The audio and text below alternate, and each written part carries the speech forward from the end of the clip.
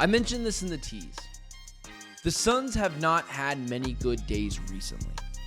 And as someone on this channel who has held the feet to the fire of the front office, and I've went after Matt Ishbia, and I've went after Brian Gregory, and I've went after the Phoenix Suns, like, you guys have been here. You understand this show. I will praise this team when it's time to be praised, and you better believe I'm going to bring the hammer down like I did on Monday when this team continues to be dysfunctional. Yesterday was a win. Chalk that up to a massive win for the Phoenix Suns.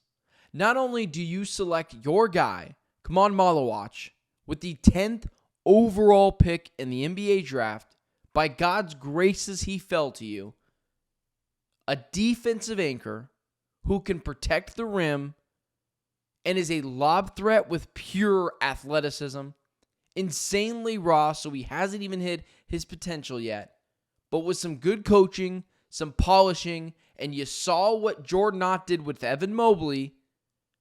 I think this guy has Rudy Gobert written all over him, but even more.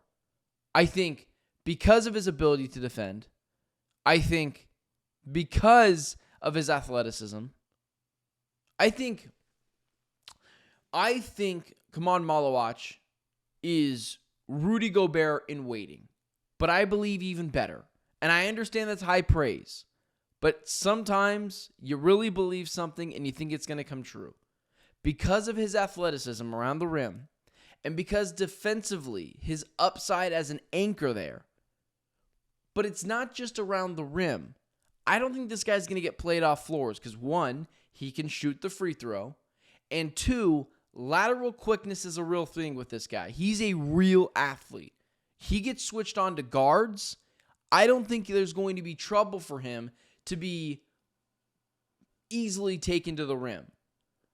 The Suns' number one option fell to them last night in Khaman Maluach, and all they needed was one stupid organization to make a bad mistake, and I believe it was the Brooklyn Nets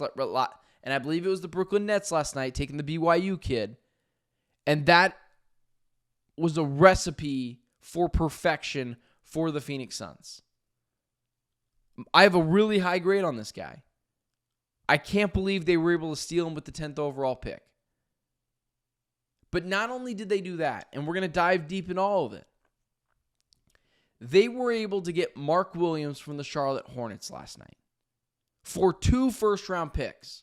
And immediately people say, why are Phoenix sending picks? Well, they sent the 29th overall pick, which turned into Liam McNeely, which the Suns would have never used.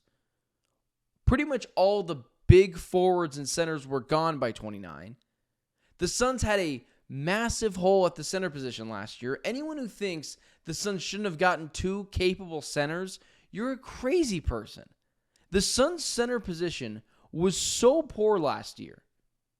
This warranted massive change.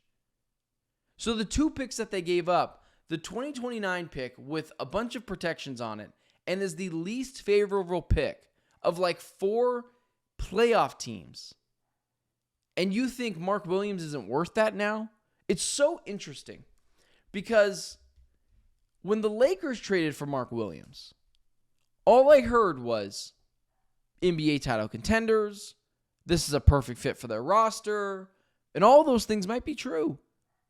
But they gave up Dalton Connect, an unprotected first-round pick, Cam Reddish, and a pick swap, a first-round pick swap.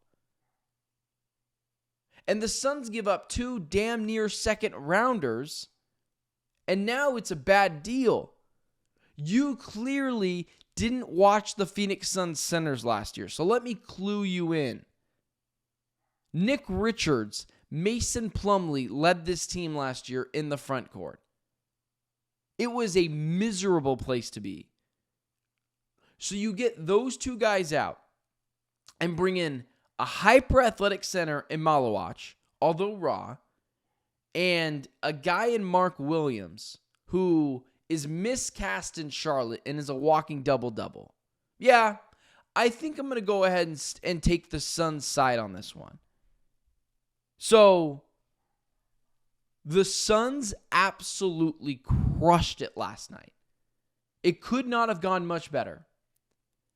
And when we're talking about now's the point in the show where I am going to bounce around just a little bit. But let's talk about this. Why did the Suns go get Mark Williams? Well, it's pretty obvious. The center position was so miserable for this team last year. Nick Richards, Mason Plumlee, as mentioned it before. And now I believe you're going to move on from Nick Richards. What can you get back for him?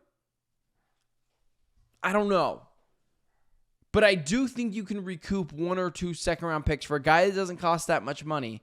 And in a league where some teams do need a backup center, and that's what I believe he is.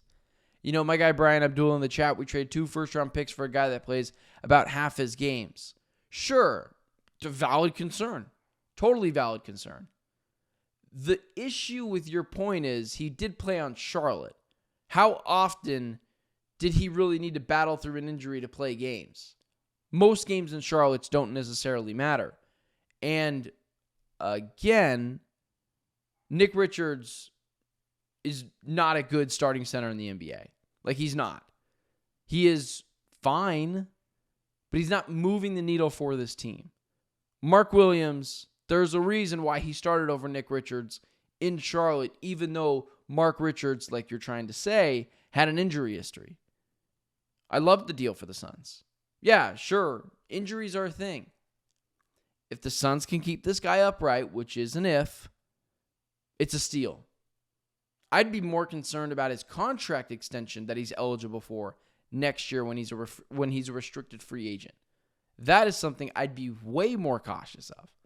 And yeah, the pending physical is a big thing. And if he doesn't pass it, Suns get their picks back.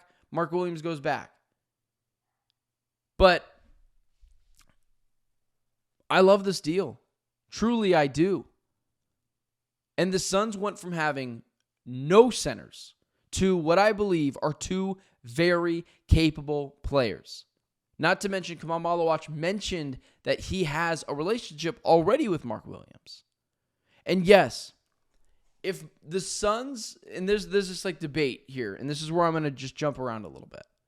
There's also the point that is being made that I don't think the Suns knew Malawatch was going to be available at pick 10. That's why they made this deal. And should the Suns have backed out of this deal once they got Malawatch? Maybe. But again, they didn't give up anything for Mark Williams. They gave up 2 damn near second-round picks for Mark Williams, guys. The 29th overall pick last night, which was Liam McNeely, look who was available at the 29th overall pick. There's still players that are available that the Suns can get in the second round, and they can package their 2 second-round picks to move up. The Suns got their guy last night. Now they have a glaring need at the 4 spot. I like Ryan Dunn. Obviously, this is the Ryan Dunn fan club, but they still have a open spot there where they need to get someone who can help, pull in a few rebounds. I think Ryan is still going to start, but the Suns did really well yesterday. And if you're a Suns fan, you haven't had very much to get excited about. On Monday, I burnt this team to a crisp. I went after Gregory. I went after Ishbia. And I'll do it again in a week when they do something stupid. But my motto is, I'll praise this team when it's time to be praised, and I'll go after this team when it's time to go after them. And yesterday was a win.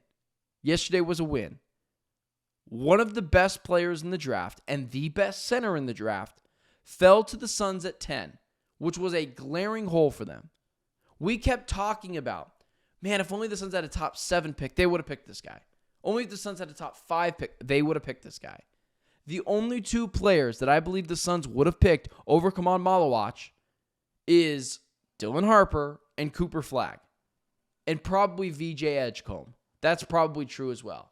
But I think he would have picked this Sun. I believe they would have picked this guy over Ace Bailey for sure. You see Ace Bailey's interview last night after he got picked by the Jazz. Dude is a walking headache. That's the way you need to look at it. The value the Suns got at number 10.